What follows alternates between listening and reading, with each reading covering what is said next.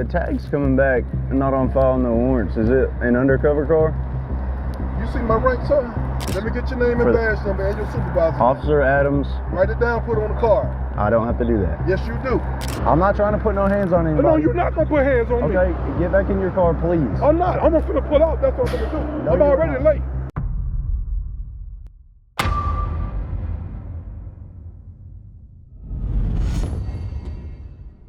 What should have been a routine traffic stop on a quiet Georgia highway quickly spirals into an intense, high-stakes jurisdictional standoff between local city officers and an aggressive, high-ranking sheriff's deputy.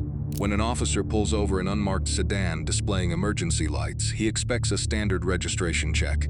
Instead, he finds himself locked in a fierce battle of egos with a hostile law enforcement veteran who flatly refuses to follow commands.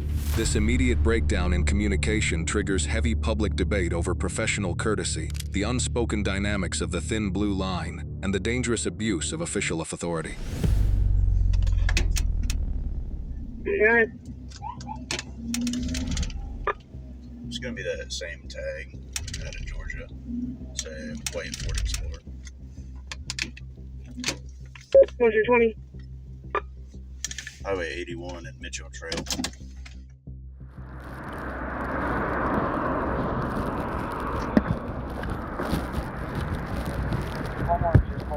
Hey, sir, how can I help you? What's going on? I'm doing fine. How you doing? The tag's coming back, not on file, no warrants. Is it an undercover car? You see my rank, sir? I do. Lieutenant, right? Yes, sir. Okay. Now listen to where you're talking to me. Now listen to where you're talking to me. The tag's coming out undercover. Slow down. I was just trying to see. Tell me the reason why you pulled me over. The reason what legal reason why did you pull me over? The reason for the stop is for unregistered motor Did I vehicle. violate any? On February 6, 2025, Officer Adams of the Henry County Police Department spots a suspicious vehicle traveling along Route 81 and decides to initiate a traffic stop. The vehicle is completely unmarked, yet equipped with law enforcement emergency lighting. Behind the wheel sits Lieutenant Derek McClendon, a prominent sector supervisor for the Clayton County School Police Department, who also holds active credentials as a deputy with the Clayton County Sheriff's Office. What begins as a routine verification of a completely unlisted vehicle license plate immediately sets the stage for a volatile, high-tension confrontation between two distinct law enforcement agencies. Did I violate any traffic? You actually did. I'm upset right now because you pulled me over and it's embarrassing. Okay, the reason for the stop is. Let me get your name and badge number and your supervisor. Officer Adams. Write it down, put it on the card. I don't have to do that. Yes, you do. No, sir, I Call didn't. your supervisor here. Now you got me late to a meeting. My son getting his awards right now, and you just pulled me over for nothing. Okay, it's also showing that 33 years of law enforcement, you just pulled me over for nothing. Okay. You see these blue lights. You think somebody just riding around with blue lights on? We had a complaint in regards to you turning your blue lights on 400. This is your personal vehicle? Yeah. Why do you have blue lights in your personal vehicle? Because it was a SWAT team. It happens all the time. No, it don't. Yes, it does. I'm not impersonating the office. I'm not impersonating the office. Okay. All right, I'll get on the phone with my I supervisor. want to complain. Put your internal phone. As Officer Adams approaches the driver's side window, the routine encounter takes an immediate defensive turn. Lieutenant McClendon displays intense frustration, visibly angry that a local city officer would dare to delay his travel. When Officer Adams attempts to explain that the vehicle's registration is returning as completely not on file within the state law enforcement database, the lieutenant becomes combative. He aggressively demands a supervisor and steps out of the car. Rather than cooperating to clear up the paperwork discrepancy, the high-ranking official exits his vehicle entirely, loudly asserting that the roadside detention is forcing him to miss his son's school award ceremony. So I got this tag. I guess the driver is a lieutenant for Clayton County, I guess. Unmarked car. Driving around with his blue lights on. And he was wanting me to get you on the phone.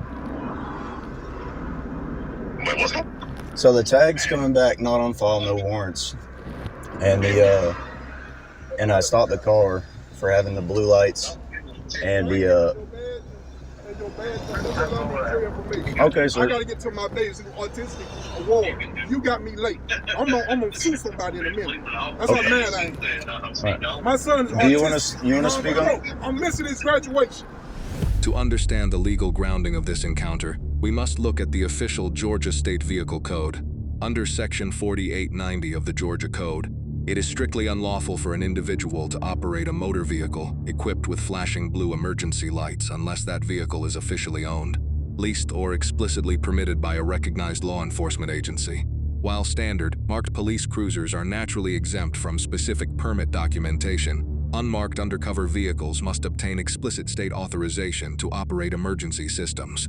Because the computer network showed no active registration for this vehicle, Officer Adams possessed rock-solid legal justification to initiate a temporary investigative detention to rule out an equipment violation. You pulled me over for nothing. Hurry up, man. He's getting pretty agitated. Is he out of the car yelling at you right now? He is. Give me this bag. Can you get back in your car, sir? That's all I want. No, I'm not doing Sir, nothing. get back in your car. Sir, You get back in violated your my car. right. I stopped you for a lawful reason. All I need, son, is your badge and information. I can give that to I you will if deal you with get your back in your car. administrators in the morning. I have am stopped late you on to a my traffic son's stop. artistic graduation.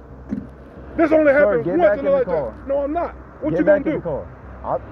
I'm not trying to put no hands on anybody. No, you're not gonna put hands on me. Okay, get back in your car, please. I'm not. I'm gonna pull out. That's what I'm gonna do. No, I'm you're already not. late. I have to get settled with this not on file registration. Okay? Hey, man, I have to this make sure. Clayton County. You see that? I Do see you want it's my out of registration? Clayton County. Yes, sir. Please. Okay. Despite direct, repeated orders from the primary officer to step back inside his vehicle for basic scene security, Lieutenant McClendon openly flouts the command. He continues to pace agitatedly around the open roadway, building a wall of verbal opposition against the local patrol units. The lieutenant continuously points down at his official law enforcement uniform and flashes his badge, demanding that Officer Adams simply take his word at face value and terminate the traffic stop immediately. This highly aggressive roadside posturing completely compromises standard officer safety protocols, creating a highly volatile situation where both men are left dangerously exposed to active, oncoming traffic. Well, give me your information. It's taking you a long time to do I will that. write it down for you. Hurry up. Hurry up. Sir, I cannot do my job if you don't get back in your I got car. you.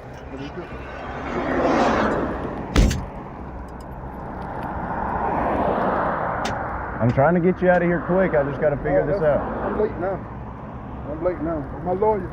County lawyer.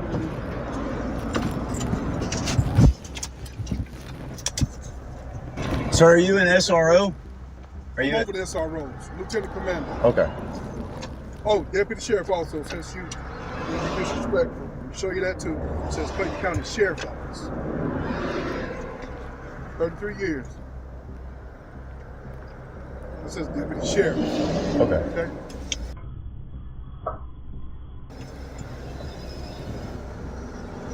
Take them 8 years, SWAT team 7 years. What else you want? My You don't understand my my supervisor's biggest coming student out here. graduating artistic non-verbal. You just made me miss it. That's what you just did. You could have told me, have a nice day. That's what you should have said. You saw my credentials. Have a nice day. That's all you should have I wish said. I could have, but I have to Nothing investigate. with you. I have to You could investigate. have got my phone number and called me. I could have sent that to you. I have to investigate potential. No. That Impersonators. That's what this is about. That That's is not at all what it That's is okay. about. This your I didn't last even day. see what color You you got my were. stuff? You done? I cannot valid. I cannot. You Are you you done? You requested see my that? supervisor. I'm gonna go, man. You are not. You are Yes, not. I am. No, Do sir. you You are not. understand what you just did or what you're doing? Sir, I My have to. son is graduating. I don't care about your Thank son's you for graduation. saying. Hold on. Okay. Say that again. The roadside debate grows increasingly complex as the driver lays out his specific professional credentials. The lieutenant details his exact operational rank, noting that he oversees school resource offers while concurrently maintaining a sworn deputy status under the county sheriff. Under Georgia law, certified school security personnel possess standard peace officer powers, but those statutory enforcement privileges are strictly confined to physical school properties. However, because he has been cross-commissioned under the county sheriff's department, he legally holds expanded statewide authority, a fact that injects immense legal confusion into how the city officers should proceed with their investigation. This is a traffic stop. So a judge can see how ignorant you are. This is a traffic stop, okay? No, it's not. Yes, it is. No, it's not, because I didn't Yes, violate sir, the it law. is. Yes, you did. You You just also said you pulled don't care into about the my lane. son. You copy Give us a a voice. He's pointer? 21 years old. I'm sorry, Autistic. name You and said labor? you don't care. Did you not say that? Sir, Yes or no? Go ahead, last the name first. reason for the stop Last was... name What law Hampton. did I violate? Henry, What section Adam, law did I Mary, violate? Paul, Tom, Ocean, I Warren, told first you name 3 Henry. times. I told on the blanket. Date of birth I told you 4/30/90. 3 No, times. you got behind He's me gonna because you saw a be black 29 man. on There's also with a blue yes, on by accident, also- actually. It's also a possible impersonator. Impersonating what? And blue How am light. I impersonating If the I officer? can't, if I cannot, How am I impersonating the officer? I cannot see You your didn't Show me even ask my 91. credentials. I cannot see your uniform. Google 911. Sir, can we just step over here out of the roadway? I don't want you in the roadway. That's not safe. I've been doing this 33 years. Even as Officer Adams works diligently to maintain a calm, professional boundary, the deputy continues to weaponize his superior rank against the city patrol units. He openly berates the officers on the scene, accusing them of professional ignorance and asserting that an ordinary civilian wouldn't face such strict scrutiny. Rather than diffusing the paperwork error, the lieutenant mockingly dismisses the state's traffic enforcement process and repeatedly threatens the department with massive civil lawsuits. This prolonged display of professional entitlement shifts the entire dynamic away from a routine statutory inquiry and pushes the scene into a toxic, ego-driven battle for dominance. What's this about? The 4-digit number is his badge number. Huh? The 4-digit number is his badge number. What's your supervisor's name? 363. Copy that. You got a supervisor? We Yes. have him on the way. Sergeant LaCour. Sergeant LaCour. If you want to step over here, we can write all this down. Okay, then I'm not going to come over there. Alpha Bravo. Yeah. If you want to sit down in there, roll the passenger window down. I don't want to be on that side of the road. All right, so it's going to be SGT. I'm a little hungry too. I'm Last name. diabetic. No, you're fine. You want the information, we'll give you the information. So the name is going to be L-E-C-R-O-Y. L-E. C-R-O-Y. LaCroix. Yes, sir. Precinct or number, anything? You can dial 770-288-8200. When it prompts you for uniform patrol, you can click that. I don't know what number it is. Do you want me to run out all 50? 8200.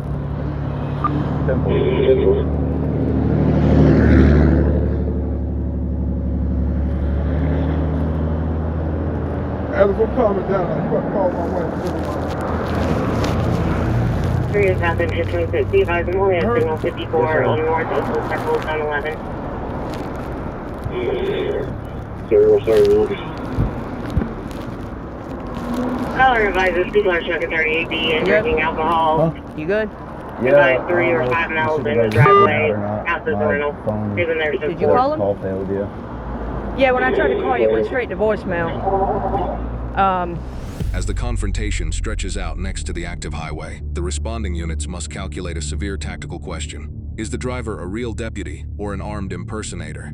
Under Section 16-1023 of the Georgia Code, it is a serious felony offense to intentionally hold oneself out as a peace officer to deceive the public, a statute frequently triggered by suspects using unlisted emergency lights and out-of-jurisdiction badges.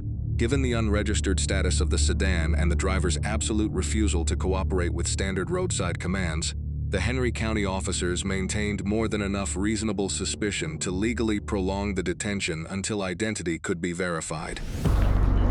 I don't know. When I pulled up, they were on the fog line. I asked him several times to get on the other side. He said he's done this for 32 years. I said, I understand, but I am big on safety. And then he said something like his son is autistic and he's on his way to something. Don't quote me, I thought it was like a concert or something. I'm not 100% sure, but he asked for all the information. I gave him all the information. He's sitting back in his car, and that's when I asked Adams. I said, what is going on? And he said, I'm trying to call the supervisor. I don't know if they're on the way out here. I said, I'll call him real quick. Okay, that works. That's all. I'm just going to stand by, just to stand by. Okay. Okay, perfect.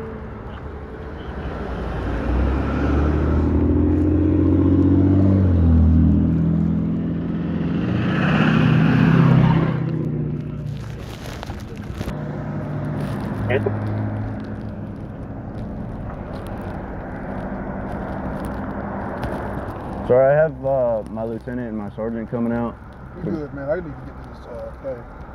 To this Okay. To the school for his awards thing. I'm late, man. Alright. Let me give him a call real quick and see if it's good to let you go, okay?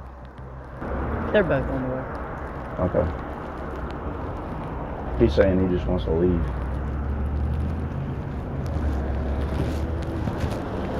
Is your phone messed up? I guess, I don't know. I think it keeps disconnecting from the Wi-Fi.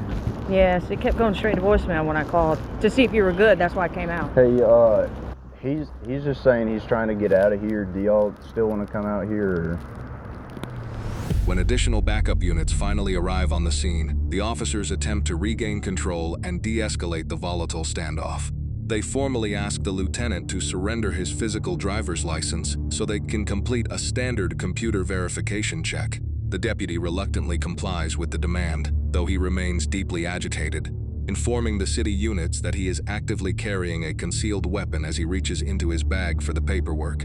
Even as the raw tension downshifts slightly, the responding city officers remain visibly confused about how to manage the uncooperative supervisor without causing an institutional crisis. You got a speaker? Yeah. What's his name? Hold on, he wants to talk to you on speaker. Hey, sir. Sergeant Phillips. Hey, man, I'm a little upset right now. I'm good, but my son is autistic nonverbal, and I'm late to his award ceremony. He graduates this year. I'm diabetic, I have an 8, so everything is going fast right now. And I need to get, So I told him let him calm down. Can you give me another 1011 and attach it to the Acadian drop line? Yeah, I was upset, man. I told him calm down now.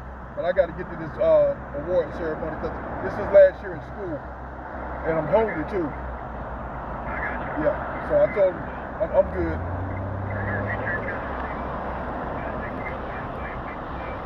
Oh yeah.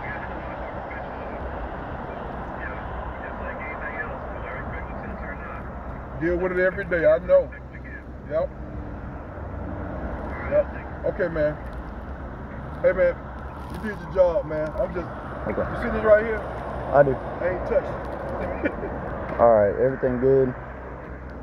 Just let him head out. 314-302, you can 1022. With ongoing radio communication problems preventing a local supervisor from arriving quickly, the patrol officers are forced to coordinate with their command staff over a cell phone line. Officer Adams carefully explains the full history of the stop to his superiors, emphasizing that the initial detention was entirely based on the missing license registration and the clear obligation to rule out a police impersonator. Meanwhile, the detained lieutenant grows increasingly impatient, declaring that he will no longer wait around for a supervisor to arrive and aggressively demanding that his credentials be handed back so he can leave the scene. Ultimately, a local police supervisor is contacted and placed directly onto a cell phone speakerphone right there on the roadside. This allows the lieutenant to directly voice his severe personal frustrations, pointing to his underlying medical conditions and the ticking clock of his son's graduation event. Facing immense institutional friction and choosing to prioritize immediate scene de-escalation over rigid statutory enforcement, the remote command officer explicitly instructs his patrol units to release the deputy without a citation. The traffic stop concludes abruptly as the deputy drives away, leaving major unanswered questions in his wake. An objective legal and tactical evaluation of this entire body cam recording reveals a severe, undeniable breakdown in basic professional standard operating procedures. For his combative, entitled, and highly argumentative conduct throughout this traffic stop, the veteran deputy receives a failing grade. His sudden decision to exit his vehicle, his blatant refusal to follow lawful commands, and his continuous attempts to use his official rank to completely bypass a statutory investigation are entirely unacceptable for a ranking supervisor. By manufacturing unnecessary friction and bullying low-ranking patrol units, his actions severely undermined roadside safety. On the other side of the ledger, the local Henry County patrol units handled the opening stages of the stop with a highly professional textbook tone.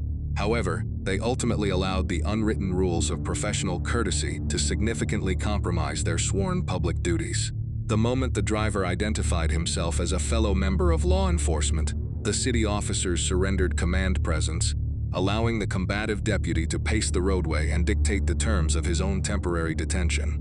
This extreme level of institutional deference creates a highly unfortunate double standard, as an ordinary civilian caught driving an unregistered vehicle with blue emergency lights would have faced a far harsher legal reality. What do you think? Should the local city police have granted this driver such a massive degree of deference simply because he carried a law enforcement badge? Or should they have enforced the traffic laws equally without fear or favor?